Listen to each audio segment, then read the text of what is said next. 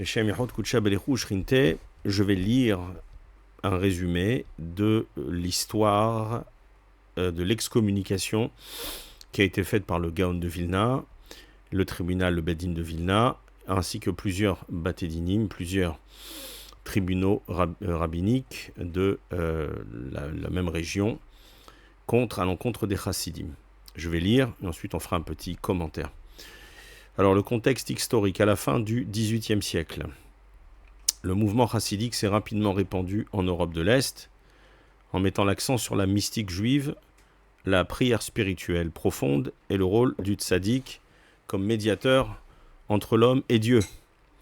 En opposition, les mitnagdim, ceux qui se sont donc opposés, dirigés par le Gaon de Vilna, Rabbi Eliyahu ben Shlomo Zalman, 1720-1797.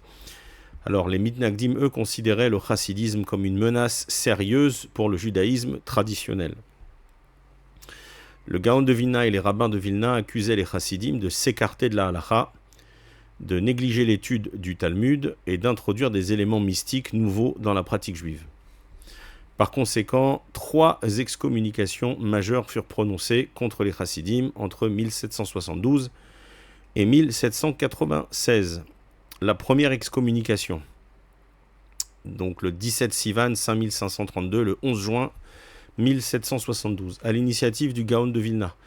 Les rabbins de Vilna émirent une excommunication sévère, ce qui a marqué sur le papier, Cherem Chamour, contre les chassidim, avertissant le public de s'en éloigner et appelant à une rupture totale avec leur mouvement. L'interdiction fut signée par les principaux rabbins de Lituanie et marqua le début officiel du conflit entre les mitnagdim et les chassidim. Voici quelques éléments du texte de la première excommunication, celle de 1772. Qu'ils ne soient pas admis, les chassidim, dans la communauté de Hachem, qu'ils soient excommuniés, méprisés, et que leurs biens soient confisqués jusqu'à ce qu'ils reviennent de leur mauvaise voie. Cette excommunication interdisait d'accepter les chassidim dans la communauté, imposait un ostracisme total et encourageait même des mesures actives contre eux. Les conséquences de la première excommunication. Cette interdiction entraîna des persécutions sévères contre les chassidim, notamment des dénonciations aux autorités polonaises et russes, affirmant que le chassidisme était un mouvement dangereux. En conséquence, les dirigeants chassidiques furent arrêtés et interrogés. Dans la mesure où ils ont un digne d'apikoros, ils ont un digne d'apostat, les lois qui sont attribuées aux juifs, c'est-à-dire on ne peut pas vendre un juif ou le donner ou le dénoncer à des non-juifs, alors cette interdiction, elle saute, puisque du coup, il n'y a plus aucune des lois entre juifs qui s'appliquent contre des gens qui sont mis en chérem. La deuxième excommunication, celle du 9 Tammuz 5741, le 5 juillet 1781. On verra que c'est sur une échelle de temps de 25 ans. Après avoir constaté que le chassidisme continue à se développer et à attirer des fidèles, une deuxième excommunication encore plus stricte fut prononcée. Voici un extrait de la deuxième excommunication de 1781. Quiconque possède leur livre, ou en a un chez lui, sera sous le coup de l'excommunication et du bannissement. C'est-à-dire lui-même se met en chérem et en idouille, ou l'un et l'autre. Cette interdiction appelait à la destruction des livres chassidiques et à une exclusion sociale plus sévère de toute personne associée à ce mouvement. Donc quand on parle de chassidisme, on parle du fondateur, c'est-à-dire le Baal Shem Tov, et évidemment que ce chérem, ou ces différents chérem, s'appliquent à tous ceux qui se disent ou s'identifient à ce mouvement et qui en perpétuent l'actualité, qui la perpétue même de nos jours. Alors, troisième excommunication, 1796, donc 3 mois avant la mort du Gaon de Vilna. C'est un résumé, il y a énormément de choses, il y a énormément de matière, c'est juste un résumé. En 1796, seulement 3 mois avant la mort du Gaon de Vilna, il signa une dernière excommunication, la plus sévère de toutes. Texte de la troisième excommunication en 1796. Je vous signale qu'entre-temps, il y a eu, ils ont fait passer un jeune comme étant le fils du Gaon de Vilna, Et il est passé en Allemagne, à Francfort, etc., en disant le Gaon est désolé, il s'est trompé, il revient sur ses propos. S'il était plus jeune, il jeûnerait jour et nuit pour s'excuser, etc. Alors que c'était un faux et ça a été démontré.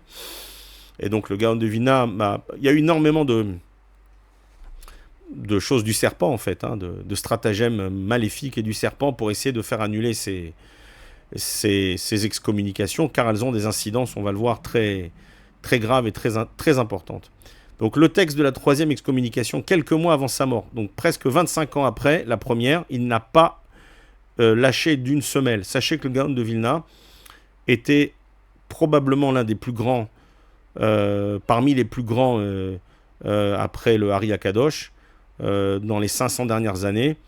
Et il avait une connaissance, on l'appelait le génie de Vilna, il avait une connaissance de la Torah considérable.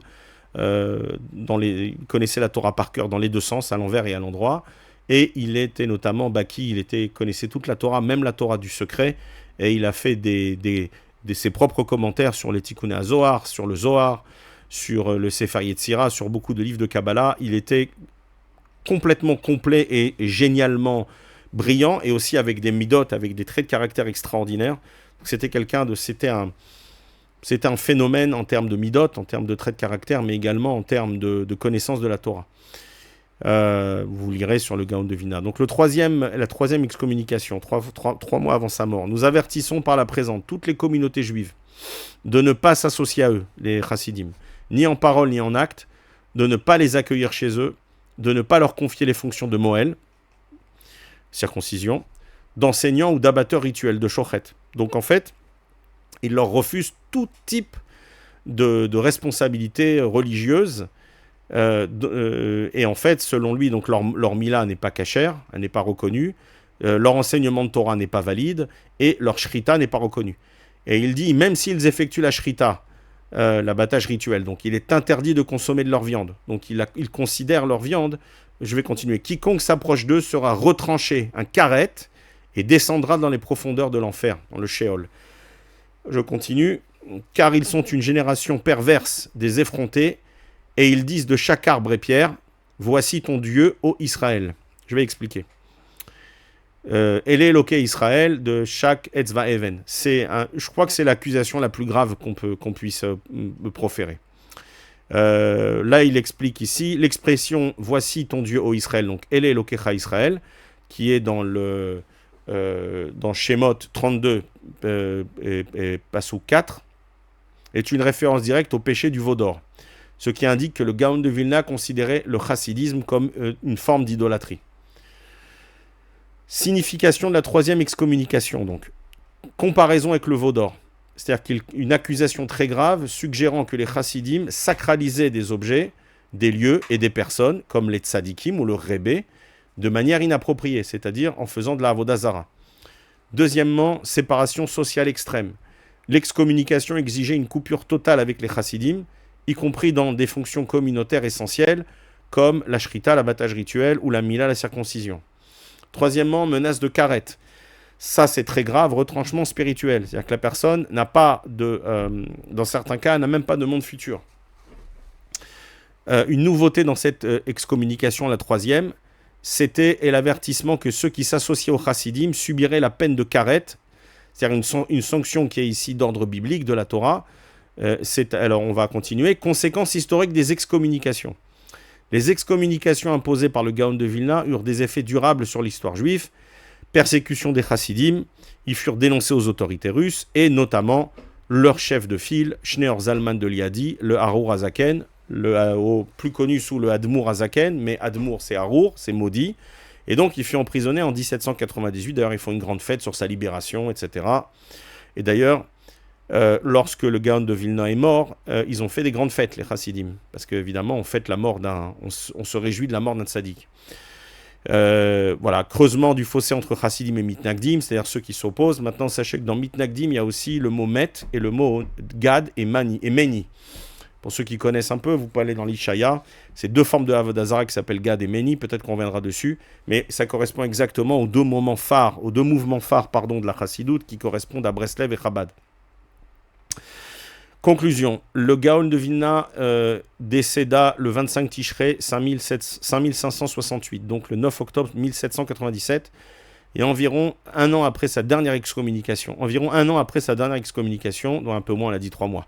Ces interdictions contre le chassidisme furent parmi les décisions les plus marquantes de l'histoire juive, façonnant le judaïsme orthodoxe en 2 groupes distincts, les mitnagdim, c'est-à-dire les juifs qui ne sont pas chassides, et qui par essence donc s'y opposent aux chassidim, et les chassidim, qui en fait sont des apostats, qui sont des gens qui ont été excommuniés, et ceux qui regardent dans le Shulchan Aruch, également dans le Rambam, il y a des lois sur le nidouille et le cherem, l'excommunication provisoire et la définitive. Là, il s'agit de 3 excommunications définitives, et on n'est pas passé par des étapes intermédiaires. Eh bien, sachez qu'il faut que quelqu'un lève l'interdiction. Il y a des règles, ça n'a jamais été fait. J'ai un des documents que vous regardez ici, où également il est marqué qu'aucun beddin ne peut lever ce cherem. C'est un des différents documents qu'on a à disposition maintenant, Baruch Hashem. Je reviens juste un petit peu pour expliquer 2-3 choses en relisant. Il y a énormément d'informations. Ce que simplement j'essaye d'attirer l'attention, c'est que tous les mouvements qu'on appelle la chassidoute aujourd'hui viennent de ces mouvements-là, que ce soit par filiation ou que ce soit par association. En tout cas, tout le monde se réfère tous au Baal Shem Tov, au Baal Atania, le Admour Azaken, en fait, l'ancien Admour, ou le vieux, ou le premier, on va dire. Et c'est-à-dire que tous les autres, en fait, sont l'émulation de celui-là. C'est-à-dire qu'ils en fait, ils se sont toutes les chassidoutes que vous voyez aujourd'hui. Un jour, il y en a un qui a décidé d'aller dans un village et dire maintenant c'est moi le Admour de ce village. Admour, ça veut dire Arour, ça veut dire maudit. Bon, ça c'est moi qui le dis, mais en fait ça veut dire Adonnez-nous, Morenu Verabenu, notre maître. Et comme je l'explique souvent, celui qui a un maître à part Dieu, il se met en situation de Eved, de serviteur. Et je sais ce que je dis parce que celui qui traite un juif de serviteur, lui-même se met en idouille ou en cherem. Donc je comprends la teneur des propos que je tiens à présent. Donc en fait, tous ces admourim, arourim, eh bien, ils tiennent en situation de servitude, comme un évêque ivri, comme ce qui est marqué dans la parashat Mishpatim, les juifs qui s'en réfèrent à ces personnes-là. Donc sachez par exemple, donc, tous les mouvements qui se disent être des mouvements de chassid, de chassidisme, eh bien sachez qu'en fait, ils sont tous en cherem, car ils rentrent tous dans l'application de ces 3 excommunications. Alors, eux, à la rigueur, je ne suis pas là pour les faire changer, parce que je pense qu'il y a une forme aussi de sorcellerie que je ne peux pas expliquer, et il y a d'autres choses que je ne comprends pas, mais c'est surtout ce message pour ceux qui sont tentés de les rejoindre, ou pour ceux qui sont tentés de mélanger leur Torah avec cette Torah du serpent, la Torah du Nachash, la Torah du mensonge, qui est la Torah de la Chassidoute. Je vous décommande, je vous déconseille de vous associer avec ces gens-là. Sachez que le Gaon de Vilna, ce n'est pas n'importe qui. Et sachez que ce sont des tribunaux rabbiniques reconnus, et qu'il n'y en a pas eu un seul, il y en a eu plusieurs. Et donc, toutes ces excommunications existent encore dans le ciel. Elles n'ont pas été levées. Et il n'y a aucun rave qui dira le contraire. S'il y a pas, à part Lubavitch qui a dit que oui, ça a été enlevé de... Je ne sais plus ce qu'il a dit exactement, mais encore un mensonge du serpent Lubavitch, évidemment. Donc, tous ces mouvements-là, que ce soit les Admourim, donc les fameux orthodoxes que vous voyez avec les mot m'échappe. Mais enfin, tous ce qu'ils appellent les ultra-orthodoxes, c'est-à-dire tous ceux qui ont les chapeaux et les gabardines avec les péotes, eh bien, tous ceux-là qui sont donc qui disent être du mouvement, donc être des chassidim, tous ceux-là en fait sont excommuniés, en plus d'avoir un statut de évêque, de serviteur. Ce qui veut dire que probablement on aura... Enfin bon, ça je ne veux pas parler de cela. Donc maintenant je vais expliquer 2-3 choses. Je reviens sur quelques éléments clés, parce que c'est quand même pas rien. Après, vous lirez l'histoire de ce qui s'est passé, que le Gaon de Vilna a refusé de les voir, il s'est sauvé par la fenêtre, il est sorti de la ville.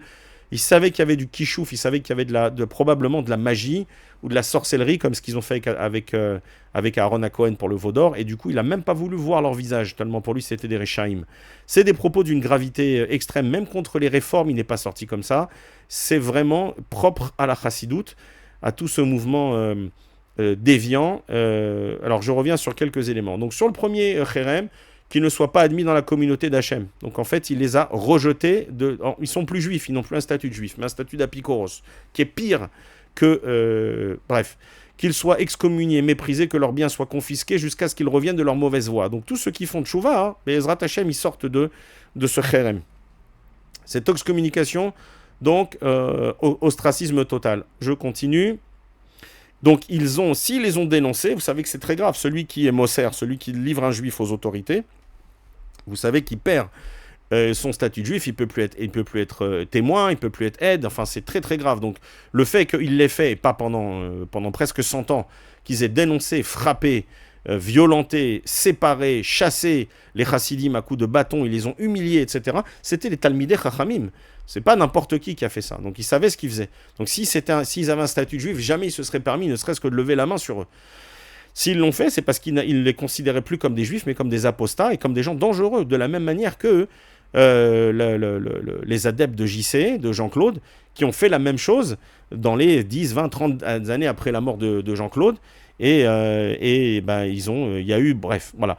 Donc, le but, c'est de sortir ces gens-là de la communauté, du peuple juif, pour ne pas qu'ils continuent à infecter le peuple juif. Et malheureusement, ça c'est la conclusion, mais je le ferai plus tard, mais je peux donner un avant-goût, c'est que malheureusement ça n'a pas fonctionné, parce qu'évidemment c'est Satan, c'est le Satan qui a fait cela, et évidemment non seulement ils ont grossi, non seulement c'est les plus importants aujourd'hui, non seulement malheureusement ils représentent le peuple juif dans le monde, tous ces chassidim, ces rechaim, mais en plus de ça, ils ont même affecté notre Torah. Comme je disais dans un shiur précédent, malheureusement, il n'y a pas un cours de Torah où on ne cite pas un de ces rachats, un de ces apikoros, un de ces Muhram, un de ces apostats excommuniés. Malheureusement, et même dans les textes, alors la Torah écrite, ils n'y sont pas arrivés, Baruch Hashem, heureusement, ça n'a pas changé, mais la Torah orale, c'est ce qui a été malheureusement le plus abîmé, et on sait que c'est la Torah orale, c'est-à-dire c'est la Malchut, c'est le Hey de Havaya, qui est abîmé avec toute cette fausse Torah qui a été introduite, de tous ces Admurim, de tous ce Breslev, ce Chabad, etc.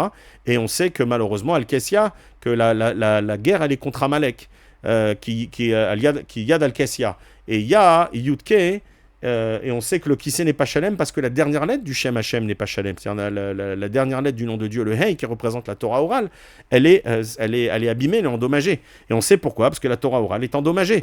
Donc ça exprime pourquoi, et pourquoi c'est Amalek, la guerre de Amalek, à cause de Amalek que le nom de Dieu, la dernière lettre est séparée, parce qu'Amalek, c'est Zera Amalek, c'est-à-dire que le R est Vrav, donc cette racaille qui est sortie avec nous d'Égypte malheureusement, qui sont la réincarnation, qui sont ces gens, qui sont les chassidim, etc., qui sont le R et Vrav, une partie, il y en a 5 catégories, eh bien sachez que cette partie-là, ils ont endommagé la Torah orale en introduisant, en infectant, en empoisonnant la Torah orale avec des faux enseignements qui sont maintenant répandus de partout. Et il y a quasiment pas un Rav qui fait pas un discours où il cite pas Lubavitch, Nachman ou le Admour de je sais pas quoi.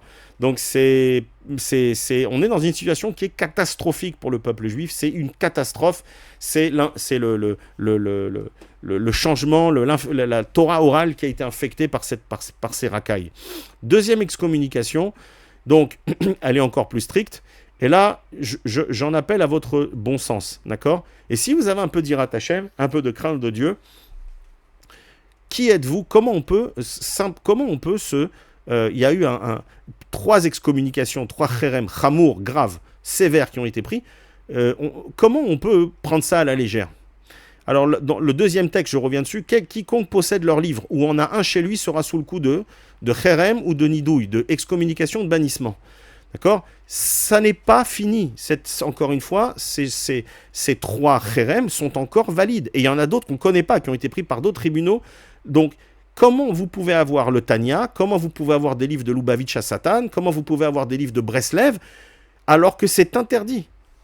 D'accord ? Vous risquez le bannissement, vous risquez l'excommunication. Ça veut dire que même tout ce que vous allez faire, les mitzvot, les tfilot, tout ça, ça va aller à la clipa, aux forces du mal. Ça ne vous sera pas compté parce que vous n'êtes plus en capacité, quelqu'un qui chas v'shalom en idouille ou qui est en chérem, il n'est plus en capacité d'accomplir les mitzvot. Donc tout ça, c'est à perte. Donc je vous en prie, si vous avez des livres, tous les livres de Chassidut, vous jetez à la poubelle. Et vous n'avez pas à avoir peur, c'est marqué dans le chérem du Gaon de Vilna. Si vous avez peur, mettez à la Gnisa, enterrez-les, d'accord ? Mais ne gardez pas cette cochonnerie chez vous. Et si vous avez les photos, alors même les photos des Litaïm même les photos des rabbins Ashkenaz, pas Al-Chassid, ou des rabbins Sfarad, ne gardez pas ça, ou rangez-les dans un coin. Les photos, c'est de la Avoda Zara, ne gardez pas ça. Je connais la halakha. Ne gardez pas les photos des rabbins. Arrêtez de faire la Avoda Zara avec les photos. Arrêtez. Arrêtez. On ne cherche pas quelqu'un qui fait des miracles. On ne cherche pas quelqu'un qui distribue de l'arac pour faire des miracles. La Torah, c'est pas des miracles. Moshe Rabbeinu, il nous explique le Zohar, il avait l'obligation de faire ces miracles. Mais c'est pas pour cela qu'il est Moshe Rabbeinu. C'est pas parce qu'il a fait des miracles. Ah, le Erev Rav, oui. Ils sont sortis pour Moshe, parce qu'il a fait ces miracles. Mais on ne révère pas Moshe en tant que maître, parce qu'il a fait des miracles. Alors que le Baal Shem Tov est connu pour celui qui faisait des miracles. D'accord ? Donc, tout celui qui fait des miracles, je le répète, et je le répète, et je le répète, mon but c'est d'inonder l'Internet à terme pour qu'il y ait maximum de juifs qui puissent comprendre que ce n'est pas le chemin de la Torah. On ne recherche pas de faiseurs de miracles. On peut aller voir un Talmid Racham, quelqu'un qui apprend la Torah, parce que lui, celui qui apprend la Torah, il a une ouverture plus grande dans le ciel, et on peut lui demander de prier pour nous. Mais déjà, il faut déjà être accompli dans les commandements les plus importants, et notamment les karet. Ne pas transgresser Shabbat, il faut déjà être un Ben Torah, pour aller voir un Talmid Racham, lui demander de prier pour quelqu'un, si Chas Veshalom, il y a un problème. Troisième excommunication, quelques mois donc avant la mort du génie de Vilna, et il termine, et nous avertissons par la présente toutes les communautés juives. C'est-à-dire que ça s'adresse à tout le monde, c'est pas à Vilna. C'est un psak qui va dans toutes les communautés du monde, Sfarad, Ashkenaz, Yéménite et autres, pour tout le monde, de ne pas s'associer à eux, interdiction de s'associer avec eux, ni en parole, ni en acte, même pas de leur parler. Il n'y a pas de débat, on n'a pas le droit. C'est un psak, ça a été pris par des gdolés Israël, de ne pas les accueillir chez eux. C'est-à-dire de ne pas les faire rentrer chez nous, ni les Chabad, ni les Breslev, ni les Admourim. De ne pas leur confier des fonctions, ni de Moël. Si vous avez fait une mila par ces Rechaïm, je vous conseille d'aller voir un Rav normal et qui comprenne, d'accord ? Et peut-être de refaire un petit pas d'âme, de refaire un petit saignement. En tout cas, faut vous en occuper. Il y a un problème sur cette mila. D'enseignants, évidemment. Alors, ils sont partout maintenant. Malheureusement, ils sont partout. C'est Maasé Satan, ils sont partout. Ils sont partout. Comment on fait ? Je n'ai pas la solution. Mais si sortez des écoles, alors c'est sûr leurs écoles à eux, Chabad, etc. Sortez de cette pourriture. Il vaut mieux être en école publique, il vaut mieux que votre non, il vaut mieux pas. Il vaut mieux que votre enfant il soit à la maison, que vous le scolarisez, que vous payez un rave et qu'il vienne lui enseigner tous les jours la Torah que vous le laissez dans ces endroits de Gehinam. Également, leur shrita. Sachez que leur shrita n'est pas reconnue et sachez que pour plein de raisons, et même dans le monde séfarade et ashkénaze, sachez qu'ils ne mangent pas leur shrita pour plein de raisons. Et en plus, là, le Gaon, il nous rajoute en plus de raisons techniques, des raisons spirituelles, puisque la shrita d'un goy ou d'un apikoros, elle n'est pas valable. Donc ils sont un peu partout aussi maintenant dans la shrita.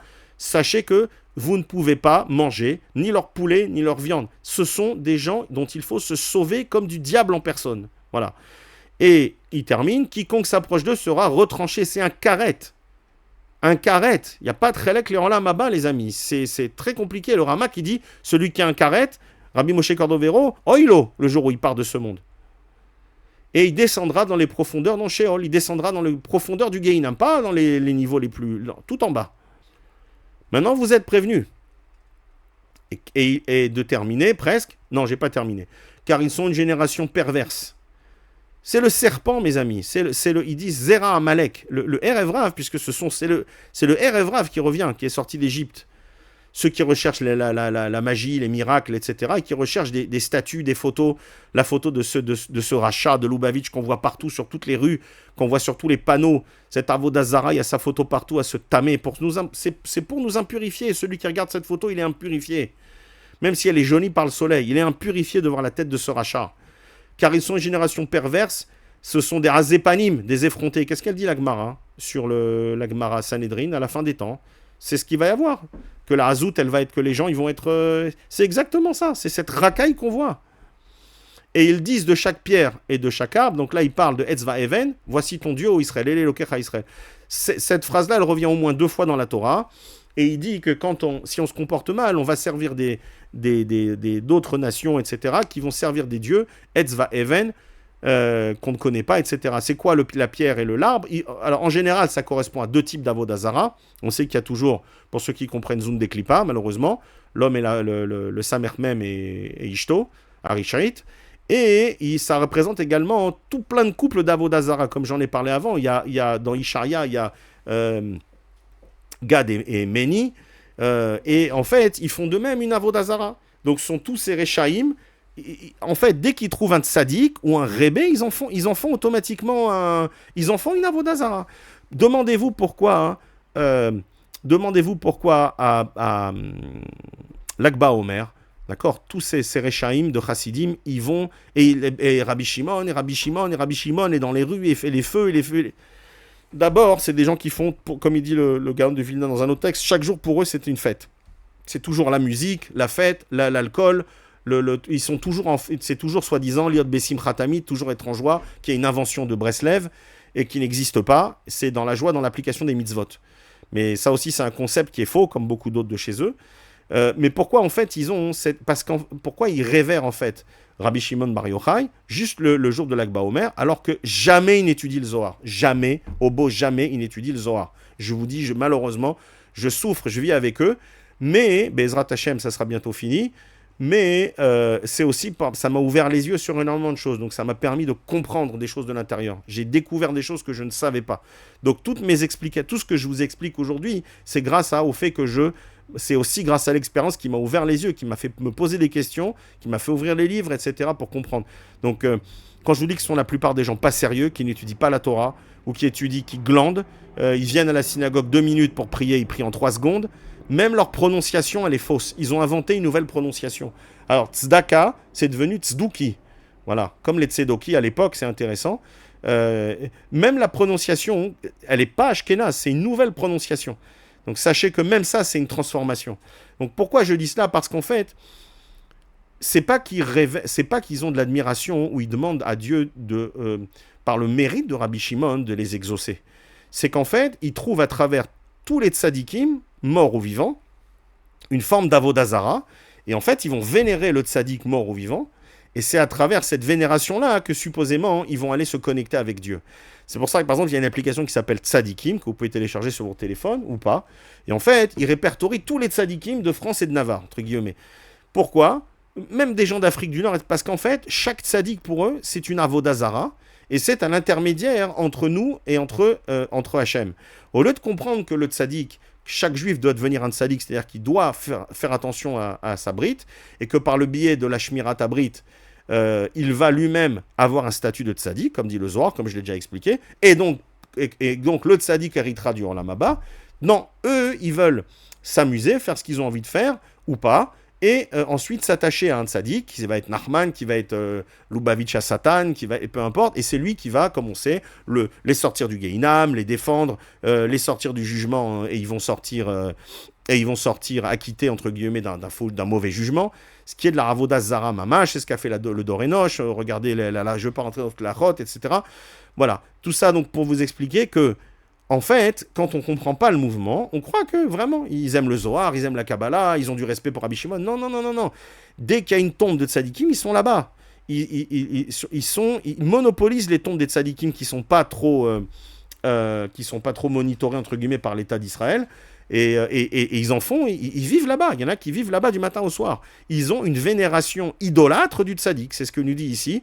Ils font de chaque pierre et de chaque arbre, ils en font Elé Eloké Israël, c'est le Erev Rav. Donc là, le Gaon de Vilna les accuse d'être la réincarnation du Erev Rav, ce que dit le Zohar HaKadosh à la fin des temps. Ils reviendront le Erev Rav et ils seront à l'intérieur du peuple juif et ils seront les leaders du peuple juif. Notamment dans la Hydra Zouta, Hydra Rabbah, c'est marqué qu'ils seront malheureusement à la tête et c'est ce qu'on voit. Et là, il nous dit, donc, voici ton Dieu, ô Israël, donc, ce qui nous fait qu'en fait, le chassidisme, c'est une idolâtrie, et c'est de l'art avoda zara. Donc, sachez que, normalement, on aurait dû s'attendre du Gaon de Vilna, qui leur parle, qui essaye de les changer, de leur faire tchouva. Il n'y a pas de tchouva. Au niveau où il voit que c'est Mamash, le serpent, c'est le Ra, c'est le Zera Amalek, et donc là, il va directement les sortir du peuple juif, et malheureusement, c'est Satan, donc il n'y arrive pas, et on est à la situation dans laquelle on est. Donc, je ne voulais pas être trop long. Il y a énormément de choses à dire sur ce sujet. Peut-être je reviendrai dessus une autre fois. Sachez que c'est pas un mince épisode. Sachez que c'est pas une bagarre. Sachez que c'est pas une marloquette entre Gdol et Ador, dans lequel on nous dit de ne pas nous immiscer. C'est pas un contentieux entre deux Gdolim. Sachez que ce sont des des choses très graves que les accusations du Gaon de Vilna. Elles sont très très graves. Qu'on parle ici de, entre guillemets, de Erev Rav, qu'on parle de Zera Amalek, qu'on parle d'enfants de la Klippa, qu'on parle de Neshamot pourris, qu'on parle de Rechaim qui sont déguisés, qu'on parle de gens qui veulent faire fauter le peuple juif, qui veulent repousser la Géoula, et qui sous des aspects de justes, de tzadikim, sont en fait des Rechaim qui en fait font de la Avodah Zara. Donc, je vous mets en garde, je vous réitère, il n'y a pas de Torah émette dans cette chassidoute.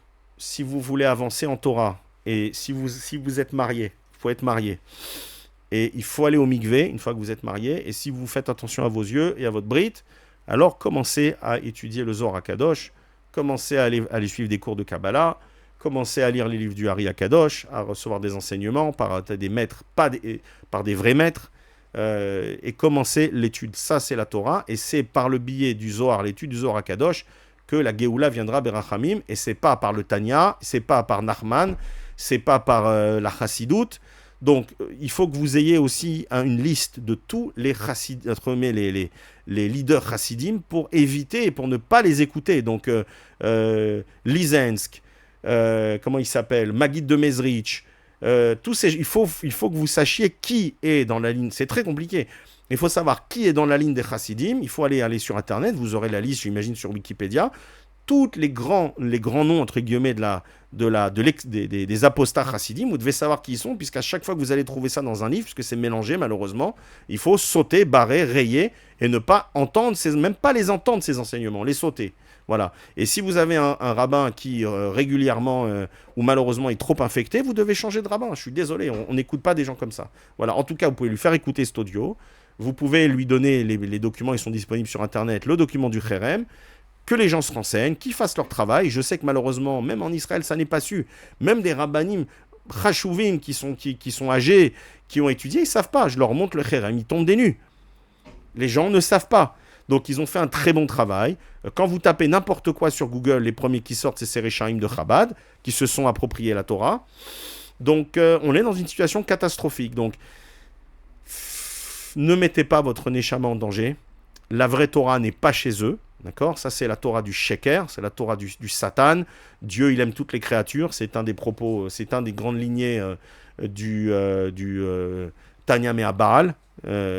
Alors qu'on sait très bien que ça n'est pas vrai, Dieu n'aime pas toutes les créatures. D'ailleurs, il y en a qui fait, par un Vaïtranan, les 3 derniers versets, que ses ennemis, Hachem, il les fait tomber et qu'il les paye dans ce monde pour ne rien leur donner dans le monde futur. Donc s'il aimait toutes les créatures, il ne les barrerait pas du monde futur. Donc il y en a qui sont barrés du monde futur, et il y en a beaucoup.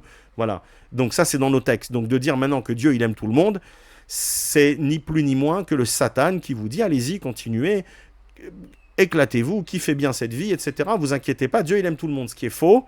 Donc c'est exactement celui qui veut punir après, celui qui messite ou madiach, et qui ensuite va demander une punition et qui va malheureusement gérer les punitions après derrière, et qui veut bloquer le maximum de juifs de la Géoula. Donc la Géoula, elle viendra dans la Teshuvah et non pas dans l'accomplissement des mitzvot. Il faut accomplir les mitzvot, mais dans la Teshuvah et dans la pureté.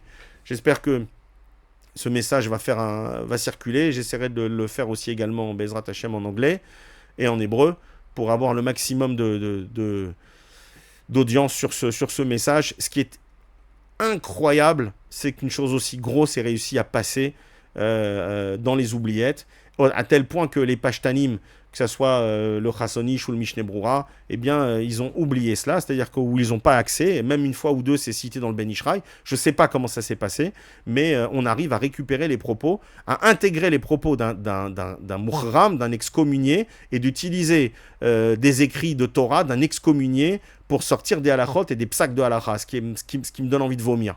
Donc, regardez à quel point on est tombé, où est-ce qu'on est tombé. Voilà, donc aujourd'hui, quand vous dites du Baal Hatanya que c'est un excommunié, un rachat, et etc., les gens, ils vous prennent pour un fou. Et je les comprends, parce que quand on voit dans les textes, quand on voit tous les poskim récents qui le citent, mais qui tu es toi pour venir me dire maintenant cela ?